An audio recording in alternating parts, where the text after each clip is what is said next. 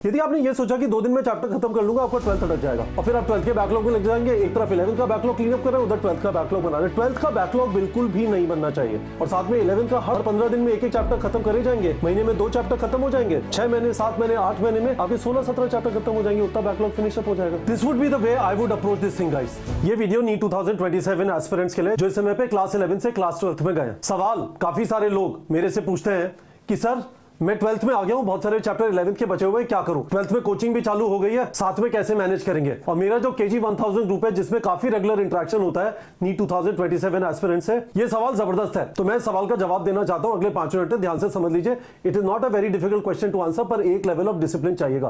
पहली चीज, 2 बड़ी मिस्टेक्स करेंगे आप। पहली मिस्टेक ये करेंगे कि आपकी कोचिंग में 12th पढ़ा रहे हैं, आपका 11th बचा हुआ है, आप अपना शेड्यूल बना के 11th कर रहे हैं और उसके बाद जब 11th खत्म हो जाएगा तब 12th के ऊपर ध्यान देंगे। रॉन्ग मतलब रॉन्ग मत करना, गड़बड़ हो जाएगी। आपने कोचिंग इसलिए ज्वाइन की थी कि आपको कोई पढ़ाए और उसके बाद आप घर पे आके प्रैक्टिस कर पाए, आप किसी के साथ कदम ताल कर पाए। तो पहला काम तो यह है कि 12th को पकड़ के रखना है। 12th के अंदर वो गलती नहीं करनी जो 11th में हुई थी। पहली बात ये समझ लीजिए, it is very very important. और जो दूसरी गलती स्टूडेंट्स करते हैं वो ये है जो आपने 11th में की थी, थ्योरी चलती रही, क्लास में नोट्स लिखते थे, घर पे आके उन्हें फेयर करते थे, फिर कोई टीचर बहुत अच्छा पढ़ा रहे इंटरनेट पे उनसे पढ़ते थे, बस नोट्स ही नोट्स, थ्योरी लेक्चर चलते रहे। आपको रेगुलरली क्वेश्चन प्रैक्टिस करना है। तो ये 2 चीजें ध्यान रखिएगा। 12th को अपने कोचिंग के साथ पकड़ के रखना है। क्लास में पढ़ाएंगे, घर पे आके हल्का फुल्का रिवाइज किया, नोट्स खोल के रख लो और साथ में क्वेश्चन प्रैक्टिस करना चालू कर दो। आपके पास टारगेट एम्स बैच है, फैंटास्टिक है, उसके सारे रेकमेंडेड एमसीक्यूज और रेकमेंडेड पीवाईक्यूज कर दो।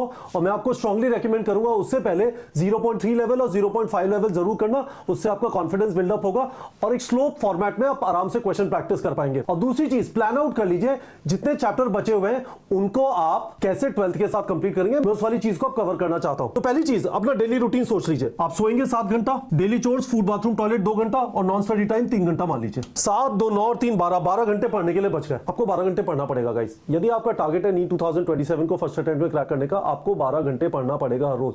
12 घंटा includes school, includes coaching, includes self study time. तो इस तरह से सोच लीजिए, यदि आप स्कूल जा रहे हैं, है ना, तो 6 दिन स्कूल होता है, 7 घंटे ट्रैवल वगैरह करके 42 आवर्स हो गए। कोचिंग हफ्ते में लेट से 15 घंटे की हो गई, 22, 42, 15, 57। और उसके बाद सेल्फ स्टडी आप हफ्ते में 27 आवर्स कर पाएंगे, है ना।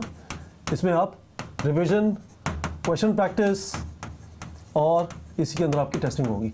स्कूल के साथ थोड़ा टफ होगा यदि आपने 11th के अंदर एकदम मचाई है, क्योंकि देख लीजिए घंटे कम है ना, इतने घंटे मिल पा रहे हैं। स्कूल नहीं जा रहे हैं, इसको आप आराम से पुश करके 50 आवर्स के आसपास ले जा सकते हैं, which is going to be fantastic. तो पहली बात ये हो गई, स्कूल जा रहे हैं तो काफी डिसिप्लिन चाहिएगा।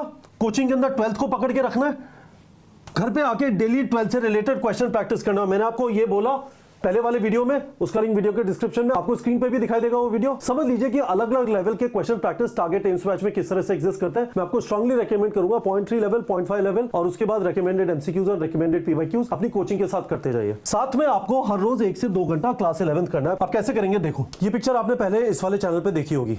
4 पार्ट से आपकी तैयारी की, थ्योरी है यानी लेक्चर्स और एनसीईआरटी रीडिंग, क्वेश्चन प्रैक्टिस है, टेस्टिंग है और वीक एरिया फिक्सिंग है ना। तो कोई भी चैप्टर तब कंप्लीट है जब आपने उसकी थ्योरी कर ली, उसके बाद उसका क्वेश्चन प्रैक्टिस कर लिया, ठीक है। और हर 2 हफ्ते में जो भी चैप्टर पढ़ा उसका टेस्टिंग कर डालो, ठीक है।